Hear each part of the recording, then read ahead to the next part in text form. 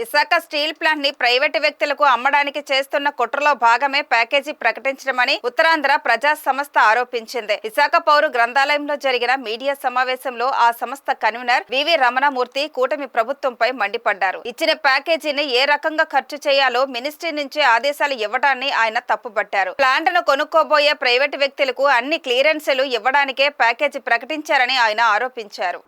ఇవాళ పైచిలుకుంటే ఇవాళ ఏం చెప్తున్నారు వాళ్ళు? ఈ 500 కోట్ల రూపాయలతో 500 మంది పెర్మనెంట్ ఉద్యోగాల్ని వీఆర్ఎస్ ఇచ్చి పంపించేయాలి. ఆల్రెడీ ఈ డిసెంబర్ నెలాఖరికి 1200 మంది సాధారణంగానే రిటైర్ అయ్యి వెళ్ళిపోతున్నారు. అదో 1200 మంది, వీళ్ళొక 500 మంది, దాదాపు 2000 మంది ఎంప్లాయీస్ని బయటికి పంపించేస్తారు డిసెంబర్లోగా. అది కాకుండా 2000 మంది కాంట్రాక్ట్ కార్మికుల్ని ఉన్న పనంగా తీసేయడానికి ఆల్రెడీ నిన్నటి నుంచే మొదలయ్యే పనులు. వాళ్ళకి ఇచ్చే ఇన్సెంటివ్, కాంట్రాక్ట్ కార్మికులకి ఇచ్చే ఇన్సెంటివ్ దాదాపు అరౌండ్ 1200 రూపాయలు ఉంటుంది అదనంగా. అంటే మిగతా కాంట్రాక్ట్ కార్మికుల కన్నా స్టీల్ ప్లాంట్లో పనిచేసే కాంట్రాక్ట్ కార్మికులకి 1200 రూపాయల చెరు పైకించులకు అదనంగా వస్తుంది. దాన్ని ముందు కట్ చేశారు నిన్నటి నుంచి. భవిష్యత్తులో విశాఖపట్నం స్టీల్ ప్లాంట్ ఇచ్చే టెండర్ నోటీసులో, ఇదివరకు టెండర్ నోటీసులో అది ఉండేది, కాంట్రాక్టర్కి నిబంధన, మీరు కాంట్రాక్ట్ లేబర్కి మామూలుగా ఇచ్చే అమౌంట్తో పాటు ఈ 1200 స్పెషల్ ఏమన్నారు, అది special SMA, special maintenance allowance, miscellaneous special miscellaneous allowance, దాన్ని కట్ చేయడం నిన్నటి నుంచో మొదలుపెట్టారు. అంటే మొదటి వేటు 2000 మంది కాంట్రాక్ట్ కార్మికుల మీద పడుతుంది. ఇది కాంట్రాక్ట్ కార్మికులు అంటే ఎవరో కాదు, భూములు పోగొట్టుకున్న నిర్వాసితులు.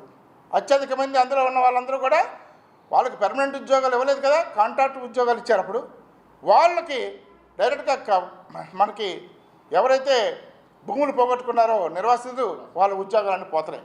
ఈ ఒక పక్క 8000 మందికి ఉన్నారు ఇంకా ఉద్యోగాలు పొందాల్సిన వాళ్ళు, వాళ్ళందరికీ ఉద్యోగాలు ఇవ్వాలని చెప్పి డిమాండ్ చేస్తుంటే ఉన్న ఉద్యోగాలను కూడా తీసేసే ప్రక్రియకి ఈ కేంద్ర ప్రభుత్వం మొదలుపెట్టింది. ఇవాళ చెప్పేది ఏంటంటే, ఇంత అంట్రస్ట్ దేశంలోనే ప్రఖ్యాతి చెందిన పబ్లిక్ సెక్టర్ అండర్టేకింగ్ ఏదైనా ఉందంటే అది విశాఖపట్నం స్టీల్ ప్లాంట్ ఒకటే.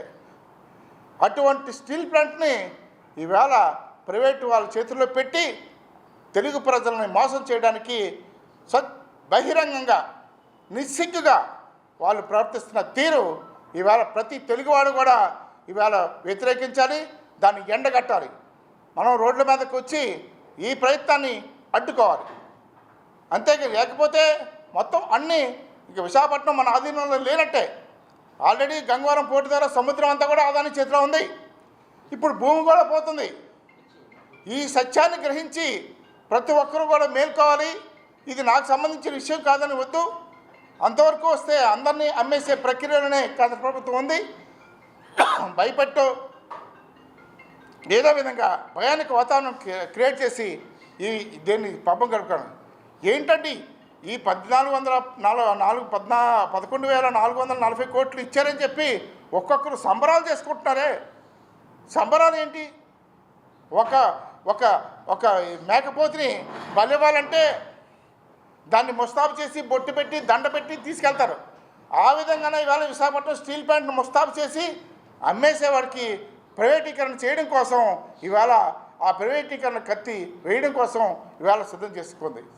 అంతేగాని ఇవాళ ఇక్కడ ఎంప్లాయీస్ శ్రేయస్సు కోసం కానీ ఇక్కడ ప్రజల శ్రేయస్సు కోసం కానీ ఏమీ చేయట్లేదు అనేది అర్థం చేసుకోవాలి. అనకాపల్లి ఎంపీ అయితే మొక్కు తీర్చుకోవడానికి తిరుపతి కూడా వెళ్ళిపోయాడు. ఇది పరిస్థితి. దేనికి మొక్కు తీర్చుకున్నాడో, ఎందుకంటే వాళ్ళ ప్రైవేట్ వాళ్ళకి వెళ్ళిపోతుందని ఆనందంతో మొక్కు తీర్చుకున్నాడేమో, అంతే కనబడుతుంది తప్ప ఎక్కడో కడప నుంచి వచ్చి అనకాపల్లిలో గెలిచి ఇక్కడ పెత్తనం చేసి ఇవాళ ఉత్తరాంధ్ర ప్రజలు ఎలా అయిపోయారంటే బానిసలు అయిపోయారు. బానిస బతుకులు బతుకుతున్నారు. ఈయన పక్షాన అడిగే నాయకులు ఎవరు కూడా లేకుండా పోయారు. దాన్ని అలుసుగా తీసుకుని ఇవాళ కేంద్ర ప్రభుత్వం తన ఇష్టానుసారం వ్యవహరిస్తుంది. దాన్ని ఎదుర్కోవడానికి ఉత్తరాంధ్ర ప్రజా సంస్థ సిద్ధంగా ఉంది.